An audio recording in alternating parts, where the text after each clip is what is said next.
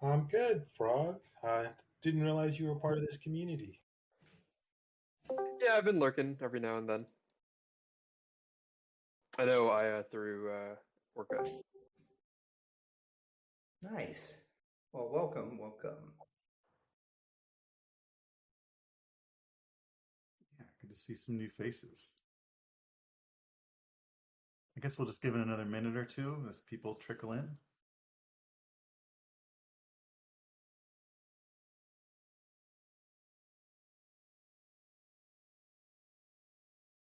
Hey guys.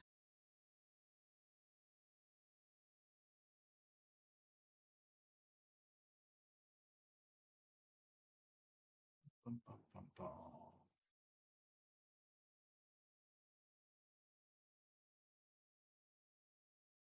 All right, I guess we're good. People can continue to come in. So I popped the agenda for today into the voice chat. It's basically the same one that went out earlier. So if you've seen it, great. If you haven't, it is there. First thing I want to talk about, as we usually do, is just talk about proposals and drafts that are in progress or in process. So at the moment, we are actively voting in Snapshot on KIP 24 on the strategic use of ETH. So we're up to around where we were for the last vote. Would be great to get a little more activity, but we're doing pretty well on that. That is, of course, running to tomorrow at noon. So if you haven't voted yet, please do. In terms of things on the forum, we have a KIP for the Maple Finance withdrawal. We had a great conversation about that at Town Hall last week on Friday, and those who came to that great AMA yesterday, we had the first half hour of Treasury Tuesday talked a lot about this. So if anybody has any questions, would refer them back to that. I think this is currently, I think with Matt on vacation this week, this might be on a bit of a pause, but as far as the KIP itself, but that whole action is moving forward. There's also, we talked last time about something that Wes and I are developing in terms of addressing the front end of the KIP process. So setting some templates and just setting a general process for developing KIPs so that they are in a standardized format and so that they become easier to review later on, and it's so that it's easier for authors to know how to write something that speaks to this community. And so if you go on the forum and look, there's now a draft for the formats and categories and templates. It's anyone who was here last week, it'll look very similar to what you saw. But there are also, as discussed, there are some templates up, and Wes and I are going to make sure to get a couple more up. So it would be great to have people's comments on those. Does anybody have any concerns or comments that they want to raise now? It would be very helpful.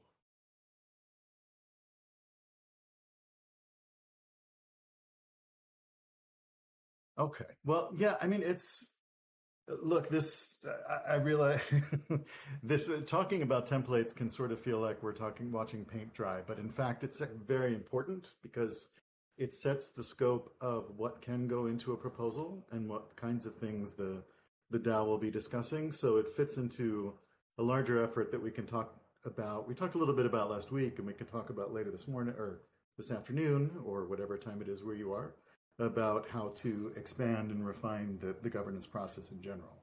But this is a really important stage, so it would really benefit from people looking more closely at those. Yes.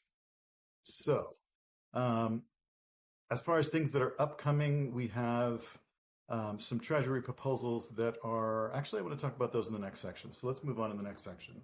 So in the agenda, I put a section for us to talk about current events, because obviously there have been some huge blowups lately that implicate governance and that really involve decisions that were taken around emergency powers on specific, and these are all, largely around exchange and lending protocols. And so I thought it would be helpful for us to surface those, talk about them, and see if there are any lessons we can draw from those given our specific structure of governance. So there are very broad lessons to be drawn about the world and about division of powers, and we're going to talk about those. but also wanted to relate it back more specifically to our structure, given that we're off-chain and given that we have the SOFONs involved in what their role is. So given that Frog Monkey is here, I've asked him to step up and talk about Bancor, since he'd been giving some great color about that in the Discord. Before we do that, the two cases I think we should talk about are Solend. I hope I'm pronouncing that correctly. So this was a lending platform on Solana where they, as I'm sure a lot of you saw, some members of the community got together, threw together a DAO, had their first proposal, which was to liquidate a very large whale who was on their lending platform, was in danger of being liquidated, but wasn't acting in an economically rational way by reducing their position. And so this team stepped in, set up this voting process, which they absolutely carried, of course, because they held most of the tokens in Solend. I think the top voter was something like 90% of the vote. Passed this measure that would allow them to liquidate this position of this whale. Then that met with a huge amount of outcry in the community, on Twitter, lots of different places. And so they had to hurriedly propose and pass a second proposal, nullifying the powers they had just claimed. And then they passed a third proposal saying, all right, well, what we really want is the ability to liquidate accounts above a certain size, and below a certain size, we will do A, B, and C. And I think the specifics of it are less interesting than the fact that, on the one hand, you could say that governance did not work because they were able to ram these things through. There's another lens on that, which would say that the community did work in that there was pushback, and this was, it's not a story that's finished. So there are sort of comic and tragic versions of that tale that we can talk about. But the other major one was Bancor. So Frog Monkey, you want to speak to that? Yeah, sure. So for those of you who don't know, I don't remember exactly when it was. When did this happen? Sorry. I think it was, it was a few days ago. Yeah, it was the 19th, I think. Okay, yeah. Yeah, very recent. Yeah, so basically, the Bancor core team released a blog post saying that they were pausing all impermanent loss protection subsidies that their V3 protocol had offered. So I'm sure all of us are familiar with impermanent loss. The protection was basically a subsidy that if you withdrew your LP position and you incurred some impermanent loss, you would be subsidized. Now, I don't quite understand the details of the mechanics of how that works, but the gist of it is like basically BNT, the Bancor governance token, was printed as a way of covering that loss. Now, this drew quite a people. I mean, the ILP, or permanent loss protection subsidy, drew quite a bit of attention to Bancor and definitely increased adoption of their of their AMM. But it also was a threat in that the way it worked was basically what people would do would be they would take out their liquidity position. They would be granted a certain amount of BNT to cover any impermanent loss. They would presumably dump that BNT to recover their losses, which would further drive down the price of BNT, meaning that more BNT would need to be printed in order to cover any future impermanent loss protection subsidies. And so what happened was there was a couple whales that withdrew their LP positions which granted them quite a bit of BNT tokens, which they immediately then dumped onto the market to recover their losses, creating this vicious cycle that would, in theory, inflate the token supply of BNT and devalue the BNT token, which presumably would have ramifications for governance and, say, community health. Now, what happened was the core team, they were empowered to make this decision in a bit of an abstract way through a governance proposal that had been passed, but they basically paused any subsidies from being further issued to anyone that withdrew their LP position. Now, people can still withdraw their LP position. It just means that they wouldn't get that subsidy. And yeah, that's sort of the. I don't know where things stand today. I think that the subsidies are still paused, from what I understand. But this basically did kind of happen out of the blue, and they released this blog post and then had this Twitter Spaces with like 400 or 500 people on it, talking about why they did it and the implications of it. Yeah, thank you. That's a great summary. And just to so full disclosure, I have a small staking position on on Bancor V3, and I've been unable to withdraw for the past 4 days. Like, and people in their Discord are understandably very angry about it. So there was the initial stopping of the impermanent loss protection in the BNT token, which, as Frog Monkey said, was a. I mean, you can think about what's a systemic risk to a protocol, right? And the systemic risk in this case was the BNT token was paired with every single other token on the platform, every single liquidity pool. So there was the danger to that, but then it also caused danger, I guess, to, as I understand it, Chainlink is their largest liquidity pool, and that has had withdrawals suspended. I'm not sure about their other tokens. So it goes well beyond that, and they haven't really been communicating a lot. But there again, they had, so as with Solend, and I think the Solend thing, just to bring this around to governance questions, Solend proposed this emergency measure that would then have to be ratified by the community. And as Frog Monkey said, Bancor had an emergency powers proposal that had been ratified that asked, I guess, the core devs to empowered them to react in the case of an emergency, but then required DAO ratification as well. So I think they're still in that period where they're getting ready for DAO ratification. I'm not sure. I think it was an optimistic approval. So the multi-sig was empowered to make executive decisions pending a veto from the rest of the community. Gotcha. And are they still in that? Like, how does the optimistic work? Does it go really quickly, or is it? I don't know. I haven't gotten that deep on them yet. Okay. Yeah.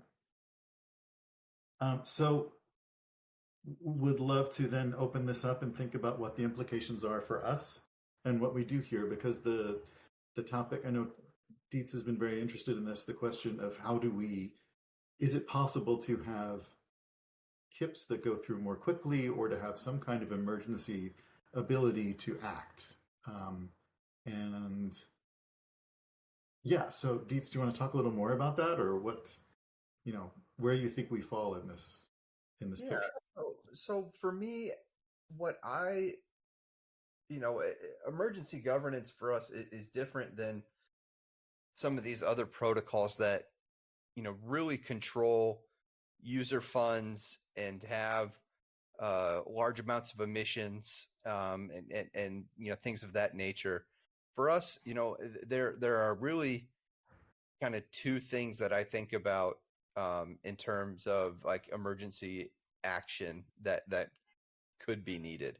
The first one is, the staked Rook. If there was something wrong with a staked Rook contract and we needed to deploy an update to prevent some kind of exploit there, I will say that our LP contract was thoroughly audited. It's been live for well over a year, has had no issues.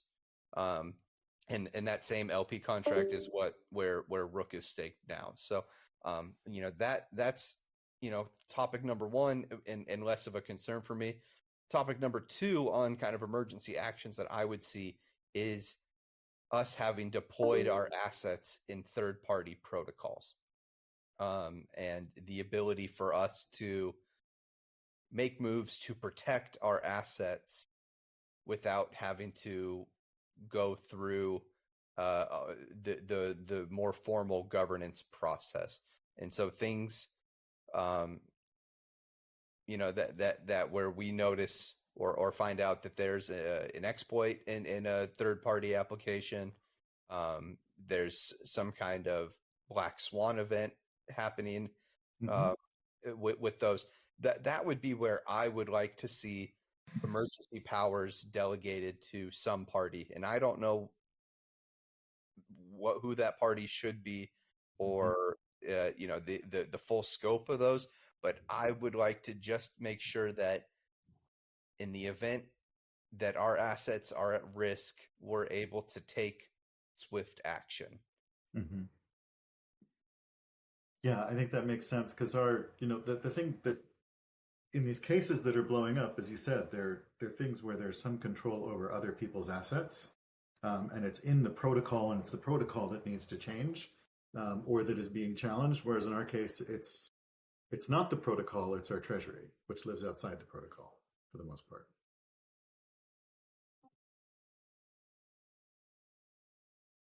Right. So, I mean, even looking at, God forbid something ever happened to Gnosis, I think that would be devastating for most of every protocol if something happened with Gnosis. But there are many different venues that, even right now, I think that we have assets across 6 different protocols Mm-hmm. in various states of liquidity. Yeah. Do you mind if I jump in here? Yep, go ahead. So I'm just trying to frame the different governance risks into different buckets here. So the first, this is the one that sort of Jason mentioned originally, would be protocol risk, right? So take, for example, the Rari fuse pool hack. There was a bug in their contract that allowed some of the Rari fuse pools to be drained. Or actually, I don't know if it was a bug or it was some security vulnerability that allowed the pool to be drained, and the Rari security team was empowered to halt any withdrawals into that fuse in those fuse pools, right? So that is an example of like a protocol risk. Um, it's pretty common practice for most protocol DAOs, if not all of them, to have some type of security module in place to prevent those types of things from happening. And those are not things that really have the time to go through governance because they are real-time events. In those situations, I'd imagine it's, you empower a certain team with a certain smart contract powers, right? Like to call certain functions, and limit their responsibility to the protocol mechanics that could be exploited and could be stopped by being able to call those functions. The second is what Dietz has mentioned, which is treasury management, right? We go through a significant governance we go through a significant government process in order to deploy capital to different protocols. But what happens when we need to pull that capital back, right? I think we did that with Maple, where it went through a governance process.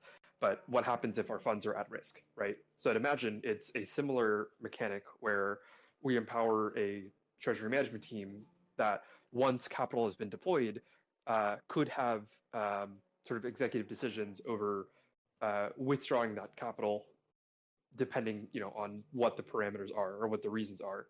For example, like the mandate shouldn't be, hey, this team can withdraw capital because they want to, or they threw a 6-sided dice and it landed on the number that they wanted. That's not right. It would be something like, hey, this protocol clearly has some type of security vulnerability, or what have you, and it makes sense to withdraw that capital. The third, and this is where I think it gets a bit interesting, is similar to Solend and Bancor, where it's really systemic risk, right? A systemic vulnerability. Had the whale on Solend been liquidated, right, that entire protocol would be defunct, right? That token would just like be worth nothing, and like that protocol would no longer exist as a project. If we are to believe what the Bancor team said about the reason that they stopped impermanent loss subsidies, it would be the same reason. This compounding effect that would mint a bunch of VNT tokens and deflate the price and kill off the community. Now, those are protocols that are working as designed, right? There are no vulnerabilities that have caused that to happen, but rather black swan events or edge cases that incur a systemic risk onto the product. Now, from the outside, right, as members of a DeFi community that cares about censorship-resistant programmatic protocols that should not be subject to the whims of individual centralized entities, we would say, hey, you designed that protocol, you reap what you sow, right? If you built something that goes to shit because that was the way that you designed it, that is the bed that you've made. Now, the flip side of that is that these are teams that have spent years building out projects and protocols, and people, rely on these protocols for income. They are deeply emotionally tied to the success of these projects and these protocols.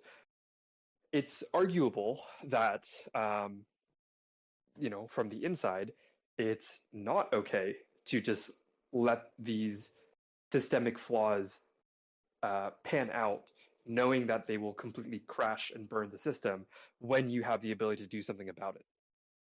So that, I think, is an open question of like, what are the values that we truly believe in, and will we uphold those values when stress tested? Right. Yeah, which raises a question that I feel like doesn't get talked about a lot in these governance discussions, which is, at what point do the users become important actors? We talk a lot about token holders and we talk about developers and core teams, but the actual users of the products themselves, who would bear the systemic risk, right? I mean, the token holders obviously do, and there's a huge overlap. But I also want to go back to something else you said about, what are our values? And it was something, I completely agreed. I think that's really important to bring out. And one of the things I thought was interesting on the Bancor call was that the person who was presenting, I think their head of research, said that when they had talked to their counsel, he said they spent 4 days talking to the attorneys in Israel and a couple of other places where they have significant legal exposure, and they were strongly advised that while code is law is one thing, that from a legal standpoint, if the team was able to step in and protect some large proportion of the users, and they didn't, that's actually a weaker legal basis than would be the case otherwise. So not stepping in actually could have potentially added to their risk. Fiduciary responsibility is real. Exactly. Which is interesting, right? Because at what point, like one of the things we're looking at internally is, at what point when you're granting powers in governance, are they fiduciary? And at what point is it just, you can do A, B, and C, but you're not responsible for X, Y, and Z outcomes? Are you responsible for the process, or are you responsible for an outcome?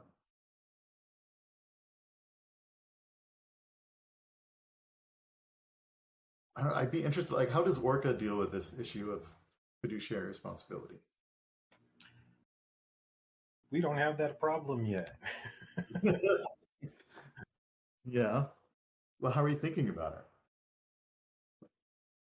We're not. We grow really slow and deliberate, and that's part of what I have loved about the community. So, cool. Yeah, it's not even in consciousness really yet. Mm-hmm. I mean, we don't have a token, so it's not something we spend a lot of time thinking about. Yeah, that makes sense. I did want to add something on. Was before Frog Monkey. I'm trying to remember who was speaking, but it was about, the hardline DeFi perspective versus the internal community perspective. Please. And for me, what I think is interesting about the whole space is this opportunity for humanity to really understand where the real value in any kind of token representing value comes from. And that ultimately is about community belief and network effects.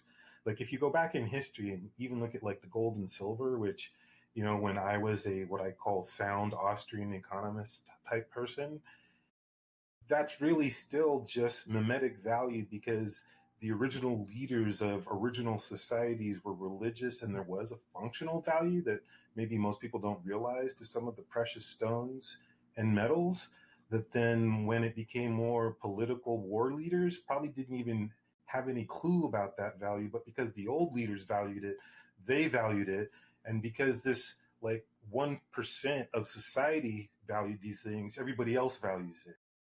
And crypto is the opportunity for communities to get that it is the community's belief in value that gives it value. And if you go hard DeFi line, you get what like happened to Luna. You're trying to be completely decentralized, not recognizing that this only worked at all because players in the community really were working together to make it work.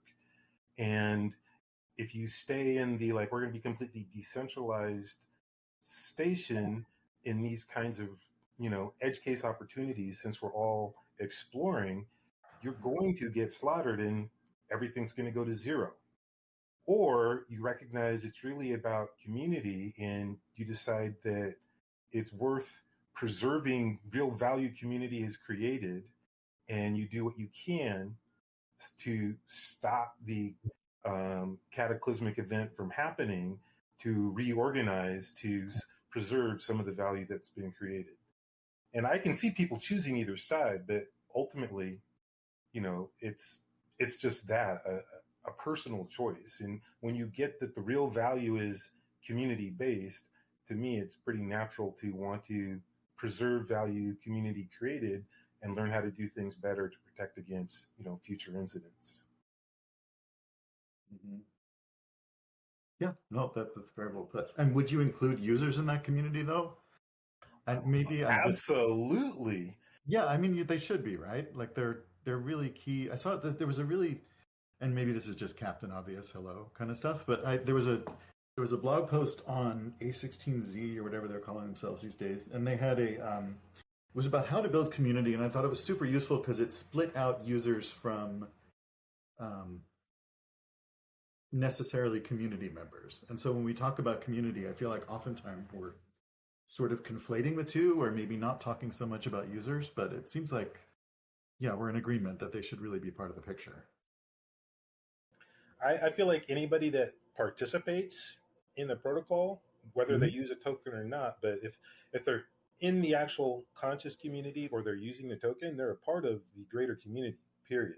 Now, they're not necessarily working for the benefit of the community, because so much of the market right now is degenified, for lack of a better word, if you can handle the neologism, and people are just trying to make money. But, in my mind, it's people who don't really see the truly big opportunity of crypto. They're using a lot of old world paradigms and, basically trying to make it for themselves alone, thinking that's their best choice. Yeah, that's very well put.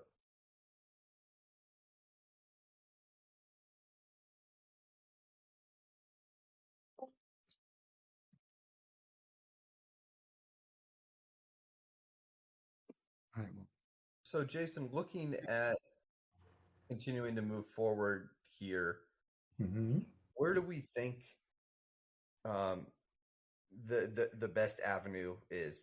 Thinking about what Frog Monkey said about maybe hopefully I'm not putting words in your mouth, but like really defining the parameters under which we would need to step in and take more immediate actions on things, and making sure that we outline very clearly under what circumstances that we would be empowered to do so. Right. Yeah, no, I agree. That's one of the reasons I made one of the categories for our proposals a specific delegation of powers that says very specifically what are these powers for, and what is the time frame, and who are the people that will hold these powers. So I completely agree. That applies to things that are an exception case, as well as to things that are, we are granting someone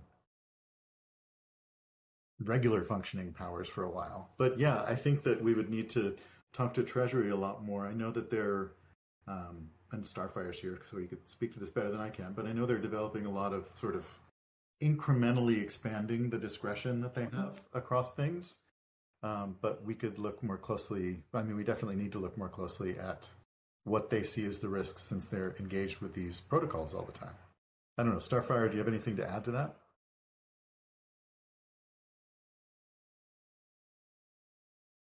Not to put you on. I think you said it well. It's really evaluating case by case and making sure that the protocols we're interacting with have the audits, are battle tested, and have been operational for a decent amount of time, and kind of like keeping tabs on them going forward, and staying in touch with where our money is. Yeah. Yep.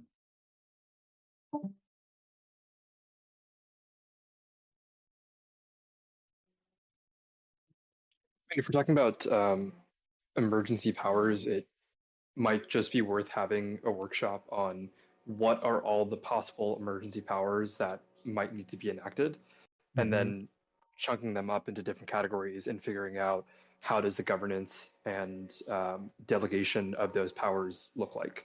Right. Yeah, that's a good point.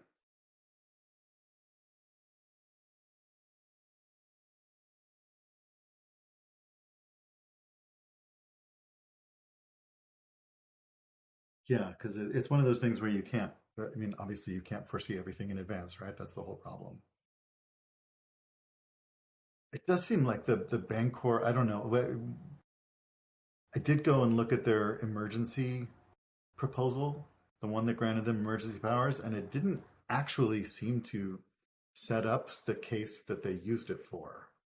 So I think that's a good argument for looking more comprehensively, right? Like their emergency powers was about swap fees and deposit. I can't remember what the other thing was, but it had nothing to do with impermanent loss protection. And yet they used it for that. Yeah, I think like that kind of goes back to something that we've been thinking a lot about at Orca, which is sort of the difference between defined on-chain powers and like loose off-chain powers, right? So the framing that we've been using is this thing called socialware versus trustware. Yep. A great paper, by the way. If people haven't read it, they should. I'll throw it up in the voice chat Cool. once I'm done talking. But the premise is basically like we are defining governance systems and processes that can be enforced in one of two ways. The first is through human coordination, right? So basically like off-chain, right? Making sure that, hey, someone like for example, snapshot to multi-sig pipeline is a very common DAO governance structure, right?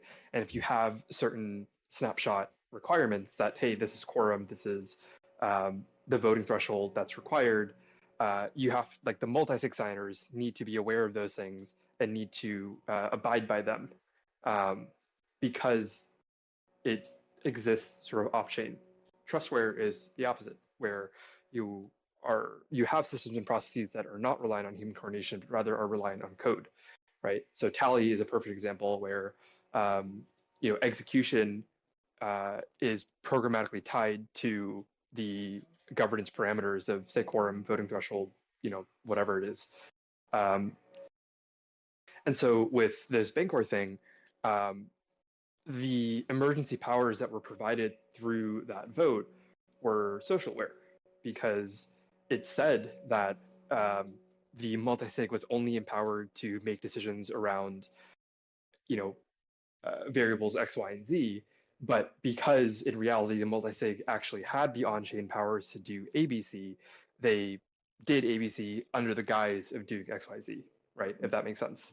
And so point is like and this is a matter of when is it the right time to implement something like this, but your eventual goal for on-chain governance is that if you're going to codify certain governance rights, like they should exist on-chain, right? Like that multisig, if it was not empowered to revoke impermanent loss subsidies, it should not have the it should not be like a whitelisted address to even call that function. But because it existed at the social layer, which was, hey, on paper, you're not allowed to do this, but was not actually implemented on chain, they're able to get away with it. I don't know if that made sense. I hope it did. Yeah, it does. What are the implications of that off-chain with off-chain voting? I mean, then you're all socialware, right? And there's a lot of case to be made for that. Sorry, repeat the question. Well, I mean, yeah, this makes a lot of sense in terms of on-chain governance.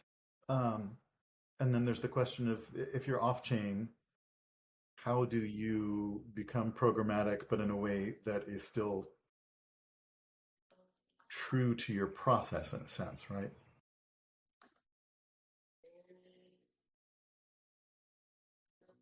I just posted the link in voice chat if anyone wants to read at some point. Well, that's the thing, is that trustware and socialware are both processes whose assurance that the processes will get followed come from two different places, right? Right. In socialware, the assurance comes from human coordination, people paying attention to what's going on and making sure that we are abiding by the rules that we all agreed to. Trustware is those same systems and processes, but are enforced through code and are therefore not reliant on human coordination. And so it's still like the same, like it, if we have a certain system or a certain process in place, it's just a matter of when it comes to executing that process, where does that execution come from? Are we relying on people to execute it, right? Which I feel like is, for example, like that's what Rook currently does, right? Like we vote on snapshot, and then the multisig goes out and does it. Versus something like Tally, which is, hey, we vote on chain, and the execution of that decision is tied to the actual outcome of that vote, right? With no human coordination required. Mm-hmm. But I think we might be getting a little bit too far into this theoretical space and Yeah, less beyond the practical conversation we're having. It's a very interesting conversation, but I think as an off-chain structure, it's perhaps there are lessons we can take from that, but it's. So, Frog, if I can ask a question, it sounded to me like you were trying to say that ideally execution of these extraordinary powers should be through trustware, not simply socialware. Is that correct? In an ideal world, yes. But that's not always going to be the case because trustware also has deficiencies, right? Like trustware is quite inflexible. Right. And if you've codified governance that you cannot work around, then in case of like, edge cases or black swan events, like you have to go through that process, and then you're just shit out of luck if that process does not cater to what your actual needs are, which is the danger of having trustware. Yeah. But it would seem that there are lessons that can be taken from that in both directions, right? There are issues that could be, I'm not sure what, but issues from socialware that could be considered from trustware, but also from a socialware perspective, given a process that really relies on checks and balances and human actors and expertise.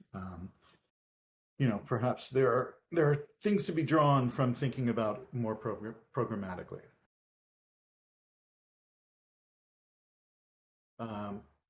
Yeah, well, this is a great conversation, and I feel like we should certainly continue it, especially as we move into thinking more, what's the word I want to use? Thinking more closely about the investment process itself, old career, governance process itself. As one of the things we talked about last week was the fact that there are, I'm working on a series of KIPs with Hazard and with Guard, our legal counsel, and with Dietz and a couple of other people that will hopefully be premiering or bringing to the community for more comment soon. And those involve taking what we currently have as KIP 0, which is a very broad outline of what our governance process is, or our proposal process is within the spirit of the beige paper that guides what we do in terms of governance. And what we're now working on is taking that KIP 0 and expanding that out into a series of KIPs that go more fully into a governance process, as well as into what's on the forum right now, which is the front end of the process in terms of setting KIPs up for review and for making them sort of legible to the community in a way that's comparable. And then the third piece is one piece that's come up over and over again, which is the SOFONs and the question of taking that process, which is in a state that a lot of people, probably including the SOFONs, are a little frustrated with, and how to make that not only more useful, but more transparent and more accountable. And so I can't, because we're still going through that review, I can't share that whole KIP with you yet. I will soon, but one of the things I wanted to talk about was some possibilities for how we might think about making the SOFONs more transparent and more useful. And so, fine. All right, so I put together this very, very simple slideshow. So it's not anything super fancy, but the idea here is, all right, if we take as given the broad outline of our process here. So we start with developing a new idea that happens on Discord and or Telegram and or offline. That is then proposed and refined through a period of discussion on our forum. The next stage is the SOFONs make a recommendation on Discord, the token holders vote on Snapshot, and then we go to the next stage of either reconciliation or ratification. So I want to talk about these two intermediate steps, given that those are where the SOFONs are most intensively involved. There's much more to talk about, but I just wanted to talk about some initial ideas there. So where are we currently? Well, if we look at that third step, what we have the SOFONs currently do is review proposals, make a recommendation, and they communicate it through Discord. That's obviously a situation that a lot of people are frustrated with in terms of feeling that they're not having transparency around what the SOFONs are discussing, what they actually think, and how it might help them as voters make a better decision about a given proposal. So one of the things we could think about, one of the things I've been thinking about putting into the proposal, or I think I've actually already put it in, is to have the SOFONs not only report their consensus as we propose to adopt or not adopt, but say more about their consensus, and more importantly, that each individual SOFON would have to post an individual comment. So those of you who are familiar with delegate systems, in terms of delegate voting, the expectation here would be somewhat similar in spirit. So, but it wouldn't be part of a delegate vote, it would be part of the SOFONs telling us what they think. So again, they would report their consensus recommendation, and they would provide individual comments so that each of them could say why they voted as they did. That actually doesn't address the earlier parts of the process as well. So we've got the forum process, and as it currently exists, we have a process where something's on the forum for an unspecified amount of time, which we're also going to fix, but we can come back to that. And at the point it goes to the SOFONs, then it sort of disappears into the SOFON stage, but the SOFONs may or may not have been involved in the refinement. So one of the things I'm considering and would love feedback on is to require a quorum of these SOFONs to participate in the debate and commenting on the forum. So if we think about the forum as, if we take the broader picture as how do we make the best possible decision, and if we take the SOFONs as elected representatives who are meant to bring their expertise and best thinking to helping us evaluate proposals, then it is natural to expect them not only to share information about what they decide, but also to help in the refinement of the initial proposal itself. So there would be an expectation. I put quorum here. We could say M of N. We could say all of them. That's really up for discussion. And then the final idea was to take all of this and track it publicly. So Karma, I have Karma here as an example. It's actually a really nice and very simple app that lets you, it integrates with DAOs and lets them track contributions across a number of different places. We could use it in a much more focused sense and just track contributions to the forum, as well as participation in giving recommendations. How often does a SOFON provide individual comments? The idea would be non-binding, but it could go into ongoing decisions by the community about how they should evaluate the SOFONs and how to hold them accountable.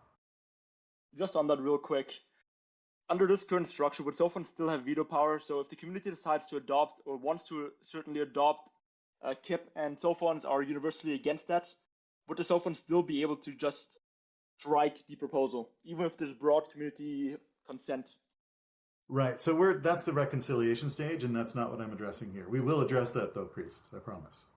Okay, gotcha. But just under your current thoughts, just generally, I believe that's like kind of a threat to just decentralization and against the ethos of decentralization. The DAO can't really be called a DAO if token holders' consensus could essentially be just foregone if it's willed so.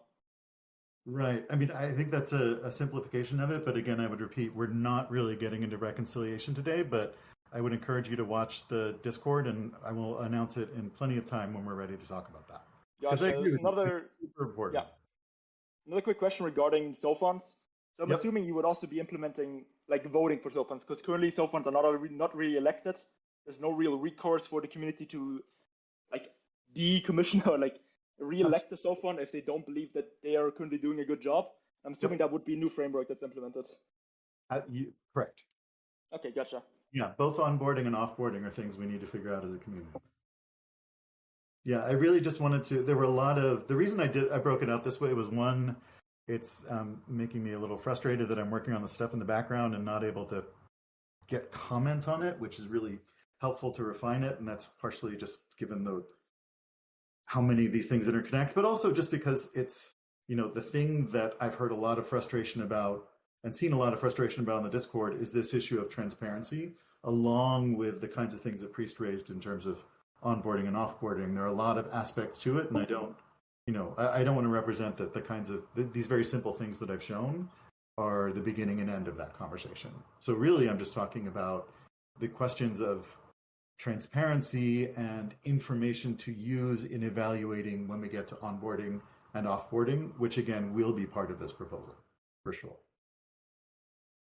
But would love to have feedback on just these transparency ideas, because if people think it's reasonable, then that helps me speed time to completion on that. And if people don't, then please let me know. I think it's a brilliant idea. And my question is, SOFONs should try and have as much of their conversation as public as possible for transparency in my worldview. Mm-hmm. Yeah, I mean, so that's an idea that's come up a lot in terms of wanting to have their whole deliberation be public. And having seen their deliberation and having just seen how people make decisions, it's often, people are human beings. They're a little messy. They take a position, they change their position, they argue with each other. And that's not necessarily something that's going to be ideally done in public. But one thing we could do in public is, maybe we could ask the SOFONs to do an AMA with the author of a proposal. I don't know. I mean, the cadence of our proposals right now is, I don't know. I think we had 5 in the first quarter. I think we're going to have 10 or 15 this quarter. So maybe that might not work, but some way of having them collectively interact around the proposal could be useful. What would your thoughts be on that? So if the culture is such that it gets too messy to want to be public, then I still think every major position that was ever argued should be made public. Even if the same person later disagreed with it, because I've done that. I've been a strong believer in something, making all these actually sensible arguments for it, and then been like, but wait, I know this all makes sense in my head, but that's not really what I want to see happen. But I think everybody getting as much information as all the kind of reasonable positions to take is a good thing, and that you want to educate as wide a community as possible about how to really think about these things. And there's a lot of people who just aren't going to care because, it's just like, I want to make more money. but there are people who will, and the more you grow the community wisdom, the better it's going to be for the community long term. Right. I think I agree with Jason. I don't think necessarily the entire deliberation process needs to be public. I think it's probably enough if each individual SOFUN provides their individual comments, and if there is like community like discussion around particular comments made or the particular decision made by SOFUNs, then it would be probably prudent to get like an AMA going with all the SOFUNs where they can explain the thought process, just go into how they arrived at the conclusion. I do think like having the entire deliberation process public is probably counterproductive, because then people would hold back, in my opinion, from what they potentially might hold back from what they actually mean, because you won't really say everything you want to say if you know the entire process is public. I think it could be counterproductive. Just on that note, I think it would also, like, just looking at this currently, I believe this would probably make the SOFUNs a much more engaged role than it currently is. So do we think of compensating SOFUNs financially at that point, or how does that work? Yeah, so that's going to be a question that's up to the community, and I'm glad you raised it. So the question, if we're electing these people, and if we have these kinds of expanded requirements for them to participate and be much more a part of the community, then does it make sense to pay them? I know that, and Dietz, you can correct me on this, but in the past that has come up, and I think there's been a split. There hasn't really been consensus among the people who are currently SOFUNs, but that doesn't mean anything necessarily about how we go forward. But has it come up before? I think I've seen it here. It has come up, and you're right that there hasn't been any type of true consensus on it. So there was a proposal about potential KPIs for SOFUNs and incentivizing proposal writing. I think those might have been wrapped together, but I don't know.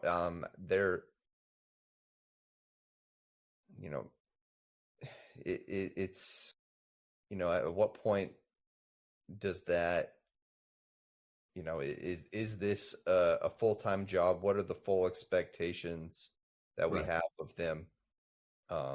So yeah, I mean, I think that clear definitions on the role probably would go first over compensation.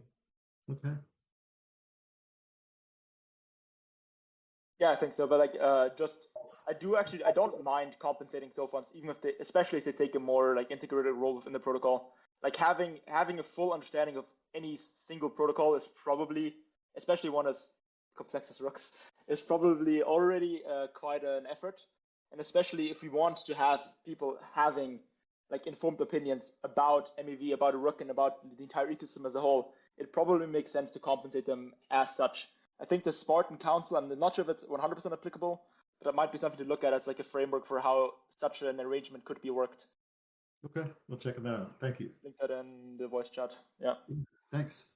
Yeah, and also I think Priest raises a good point. Like we need people with deep understanding in general of MEV and of the DeFi space, but then we also need people who are willing to make the commitment to really working with interpreting and commenting on and making decisions about proposals that they know in depth.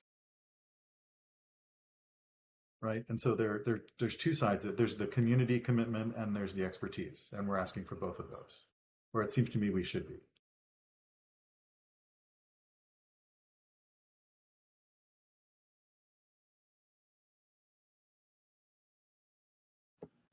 I'm very new here, but to me, asking for both of those with any significant time commitment totally deserves some kind of asset acknowledgement for the time, energy, and expertise. Yep. Yeah, I'm inclined to agree.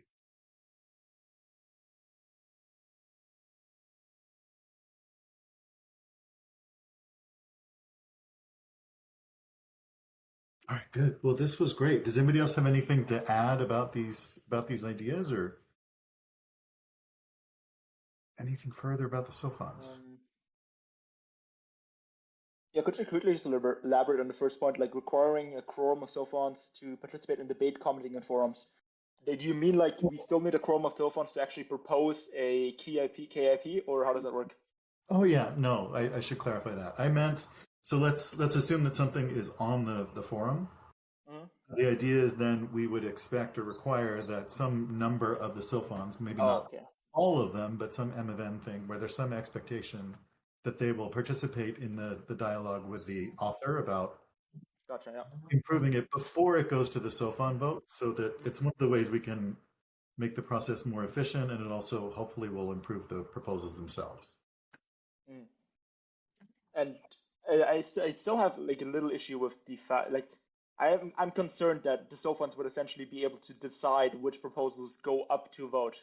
I just genuinely don't like, if there's broad community consensus, I do still like having some sort of mechanism to still bring that forward, even if SOFONs don't necessarily want to bring it to a vote.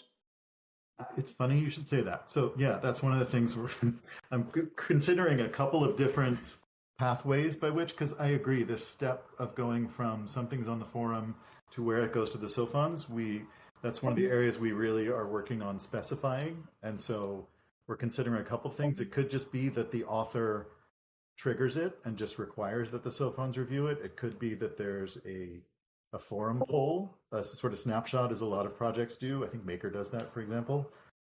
Or there could be, some other measure, and it may be that we end up putting a series of measures in front of the community to discuss, rather than just having one proposal around that. But I agree, that needs to be sharpened for sure. That's a first order thing. Great to hear that. Yeah. Yeah, so on our beige paper, and obviously the beige paper is, that governance system is going to change, but everything is supposed to go to vote, right? Like, yeah, SOFONs are not supposed to be gatekeepers to what goes to vote. It's just if they vote no, if they don't approve or they vote against it, and the token holders pass it, then it goes to reconciliation. They're not meant to be gatekeepers. They're supposed to be experts. Of course, but and KIP zero. Oh, go ahead, Bruce. Go ahead. Technically, in reconciliation, it can just be in reconciliation indefinitely if there's no agreement reached between token holders and SOFONs. Yeah, that's another thing we're unraveling, but we could talk for another hour about that. But just to Destroyer's point, also in KIP 0, it's very clear that the author calls for a SOFON vote. So we've kind of moved far from both the beige paper and KIP 0. So we're just trying to bring all these back in alignment. Oh yeah, for sure.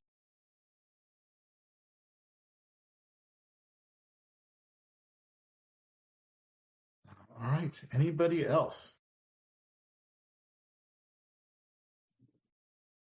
I had a quick thought. I'm also I know what the SOFONs do in theory. I have not been engaged enough to see them in practice, but I do, just like as a potential mechanism. What if SOFONs were were similar to like ENS delegates or like Maker delegates, where people could, basically delegate their tokens to vote or to these SOFONs in trust that they would act on behalf of like their token holder interests. I don't know exactly how that mechanism would work in this overall governance process, but I hear SOFONs as trusted members of the community, and when I hear that, the first thing I think of is delegates. So just maybe something to chew on, not something I'm proposing.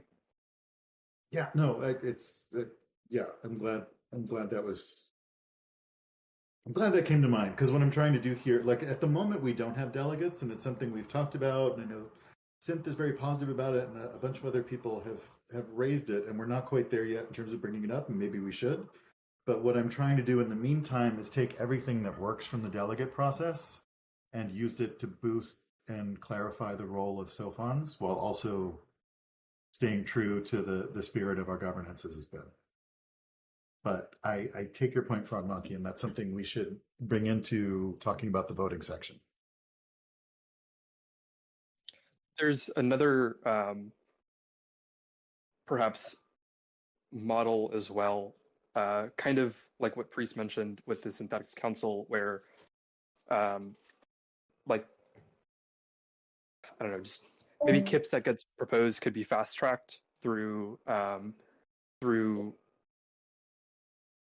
no, never mind. This is a half baked idea.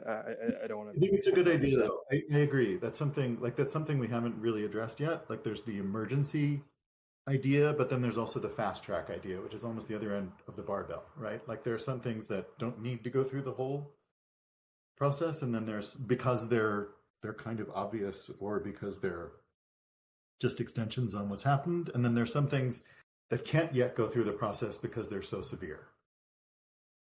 And so there are these sort of exception cases. So just to put an idea out there, since I don't have enough experience of what's really going on that would address some of Priest's concerns, like if you set it up so even if the SOFONs did have this veto power, which I'm not sure they do, and some reconciliation process took X amount of time, whatever, if you have a large enough quorum of votes, even after a SOFON kind of veto, seems to me like that's the community deciding. But in my mind, and this is the kind of thing we think about at Orca a lot, is do you want one vote per token or one vote per person? And depending on the protocol and the situation, that can change. And so that's where you have to be a governance geek to want to talk about it a lot. On that real quick, I use veto as a loose term. Technically, SOFONs could, and it's in my current understanding, SOFONs could technically keep a proposal and reconciliation indefinitely. So if there's no agreement reached between the token holders and the SOFONs, that could essentially just be stalled indefinitely. Well, that's why I was suggesting kind of I like the quorum idea. I definitely do like the quorum idea. I think that's a good way to get around it. I don't think necessarily that one token, like one holder, one vote is a good way around that, because I do believe that can be gamed relatively easily. Also, there's been some thinking about quadratic voting, but I don't think any of that is necessarily at a stage yet where that can be implemented without having more fatal flaws than just token-based voting. I think on a blockchain you can essentially just distribute tokens yourself. There's no real, unless you tie KYC to it, I think there's no real way to really identify single people. Right. So you end up with potentially, it'll be interesting to see what Optimism does with their soul bounds, right? In terms of that governance. I haven't quite read into that yet, but I'll take a look at that. They're using soul-bound NFTs from one of their two governance houses, I think, for exactly, in part for this reason. But as an identifier, or yeah. That's very interesting. Yep. All right. Listen, sorry. Go ahead. Just a caveat with Optimism. They want to use token holders and soul-bound NFTs, but they have absolutely no idea how those two bodies are going to work together. Just so you know. Yeah, no, I know. Clearly, they've got the token side up and running, but the other side sounds good. We'll see how it goes. They don't have anything up and running. I met with a bunch of them yesterday, and they're still very early in their what they want their DAO to look like. Wow, that is some excellent marketing, man. So something that I just quickly wanted to circle back to, which was indefinite reconciliation. It would be my hope that, just like where there was lack of consensus among token holders on KIP 15, and we called for reconciliation and gave sufficient opportunity for people to give details about their objections, I would hope to hold the same, the same weight to SOFONs as well, making sure that they give reasoning for sufficient objections and there's sufficient dialogue between the entire DAO. Yes. I would, it would be, it would be weird for them to, I don't know. I can't envision a situation where I'd see that they, would either refuse to provide rationale for sufficient objection or there wouldn't be enough dialogue between the two parties to come to either a middle ground or for one side to be convinced of the other. Right. But then again, we haven't seen that play out. So I guess it would be remain to be seen. Yeah. No, I agree. It's important to build that expectation in. For sure. It's got to be symmetrical.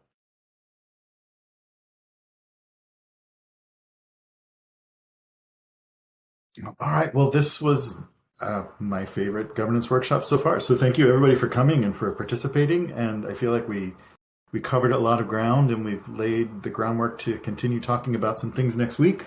There's a couple things happening between now and then, so I won't have an agenda probably till next Monday or Tuesday. But thank you again, everyone, for coming and for your comments, and welcome to our new people who've joined us for the first time. And shoot a message in Discord or a DM if you have any questions or thoughts before then. Really welcome them, and this is a really fun time to be thinking and talking about governance. So thank you. Thanks, Jason.